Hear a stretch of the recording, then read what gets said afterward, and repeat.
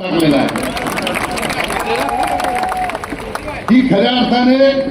परिवर्तनाची सुरुवात आहे। तुम्ही अभिनंदन करताना सांगितलं ही विजयाची शृंखला अशी चालू ठेवा आणि महेशनी सांगितलं, आमदारांनी सांगितलं की 30 भारतीय जनता पार्टीचे उमेदवार आहेत, 20 शिवसेनेचे आहेत, सगळेच्या सगळे उमेदवार निवडून आणून या भिवंडी शहरावर महायुतीची सत्ता आणण्यासाठी आम्ही सर्व मंडळी कटिबद्ध झालेलो आहोत। आणि मला विश्वास यासाठी आहे की फक्त आमच्या मेहनतीच्या जोरावर नाही, 2014च्या आधीची भिवंडी आणि आताची भिवंडी ही बघितली पाहिजे। या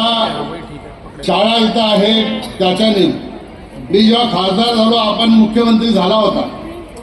एक आमची मुस्लिम भगिनी तिने असं भाषण करून सांगितलं होतं कि मेरी बहन दुबई में रहती है, मेरे बहन को भिवंडी में बुलाने के लिए मुझे शर्म आती है। तिला मी सांगितलं